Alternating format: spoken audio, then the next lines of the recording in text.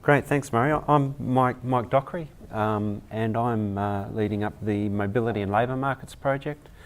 The main objective behind this project is just to address the lack of knowledge of mobility of Indigenous people, where they move to and from and why and the durations they stay and whether there's seasonal patterns and so on. We really don't have a good handle on this. The main objectives are for it to be able to feed into information that service providers require, delivering education, health services and so on, welfare, etc.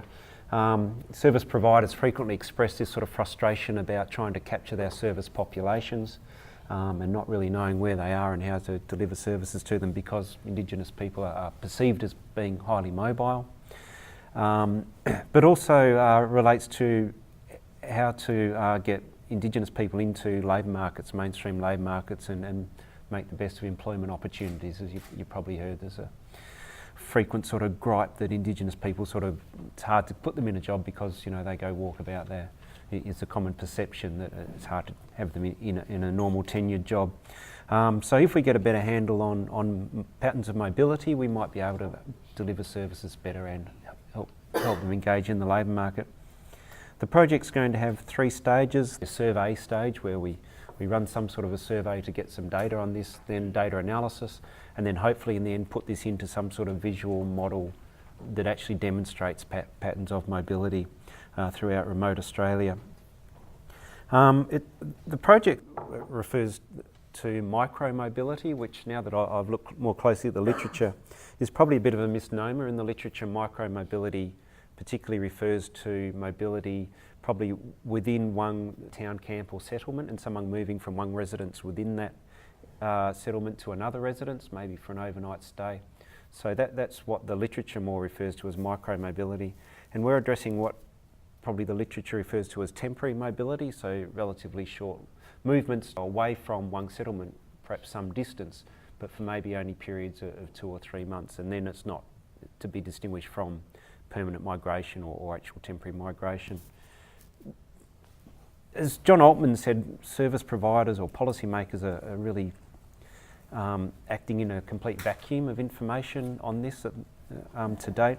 The main data that's been looked at is the census data, which records whether you've changed address from 5 years ago and from 1 year ago.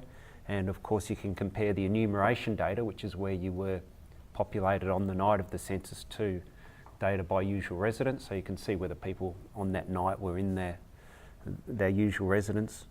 So that's clearly not rich enough to pick up the sort of patterns we're trying to find, which might be seasonal, so the census date might be really a very poor date to choose. There's also the NatSIS data, the National Visitor Survey data, which just looks at overnight stays, and then a relatively small number of ethnographic sort of case studies. Particularly one of the best ones is the Tungentia Council study of the town camps around Alice Springs, and they found that the method is to ask the person who's called the house boss as to who's in the house, and their data showed typically around 20% of the people in any one residence were considered visitors as opposed to usual residents at any time. And that could lead to enormous variation in the populations. So if you look at distinguish between the resident populations, the actual service populations from the point of view of a service provider could be very different. So that's one of the main studies we'll be basing ours on. That didn't really collect a lot of information on what I think is really critical, which is the purpose for which people moved, why they moved and what they were trying to achieve with that movement. And I guess in thinking about how I'd like to come at this, I'd really like to stress the original objectives of people moving, and we should be looking at how do you maximise people's well-being, the well-being of the individuals, of those people in the communities.